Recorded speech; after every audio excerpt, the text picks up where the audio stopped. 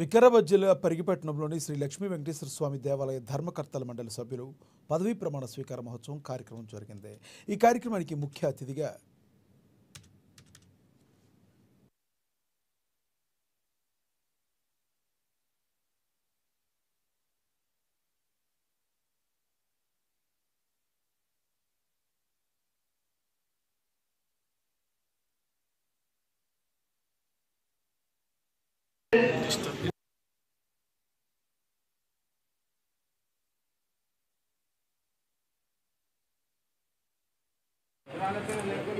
లేకుండా దేవస్థానం అభివృద్ధిపై కృషి చేయగలను మరియు హిందూ దేవాదాయ ధర్మాదాయ చట్టము 30/1987 మరియు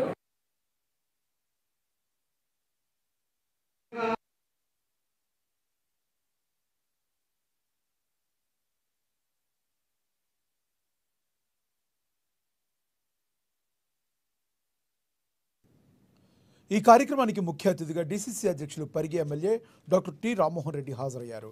నూతన కమిటీ చైర్మన్గా పార్థసారథి పంతులు, పాలకవర్గ సభ్యులు గోపాల్, సురేఖర్ రెడ్డి, ఆలూరు నరసింహులు, పాండ్య అర్చకుడు ప్రమాణ స్వీకారం చేశారు. ఆలయ నూతన కమిటీ సభ్యులకు ఎమ్మెల్యే రామ్మోహన్ రెడ్డి శుభాకాంక్షలు తెలిపారు. శ్రీ లక్ష్మీ వెంకటేశ్వర స్వామి దేవాలయ కమిటీ ఏర్పాటు చేయాలని ఆలోచన చేసిన మొట్టమొదటి వ్యక్తి తానేనని, 2014లోనే ఆలయ కమిటీ కోసం ఈవో నియమించడం జరిగిందని తెలిపారు. శ్రీ లక్ష్మీ వెంకటేశ్వర స్వామి దేవస్థాన బ్రహ్మోత్సవాలను మార్చి 9, 10, 11 3 రోజులు నిర్వహించడం జరుగుతుందని, భక్తులు ఎలాంటి ఇబ్బందులు కలగకుండా బ్రహ్మోత్సవాలకు అన్ని ఏర్పాట్లు చేయాలని, హిందూ బంధుమిత్రులందరూ కూడా బ్రహ్మోత్సవాల్లో పాల్గొని పెద్ద ఎత్తున విజయవంతం చేయాలని కోరారు. చాలా సంతోషంగా ఉంది. ఎప్పటి నుంచో మన లక్ష్మీ వెంకటేశ్వర స్వామి ఆలయానికి కమిటీ ఏర్పాటు చేయాలని ఆలోచన చేసినటువంటి మొట్టమొదటి వ్యక్తిని నేనే అన్న విషయాన్ని కూడా మీకు అందరికీ సగర్వంగా తెలియజేస్తాను. అదేవిధంగా కృష్ణ చెప్పినట్టుగా, పరశురామ్ చెప్పినట్టుగా గతంలోనే అప్పుడు నేను 14లో ఎమ్మెల్యే అయిన కాగానే ఆలయ కమిటీ ఆల్రెడీ అప్పుడు వేయడానికి ఈవోను కూడా అపాయింట్మెంట్ చెప్పడం జరిగింది. మొట్టమొదటి ఈవోను అపాయింట్ చేయాలి కాబట్టి ఈవోను అపాయింట్ చేసిన, నెక్స్ట్ ఆలయ కమిటీ కూడా చేయాలని గట్టి తలంపు ఉంటే అప్పుడున్నటువంటి ప్రభుత్వం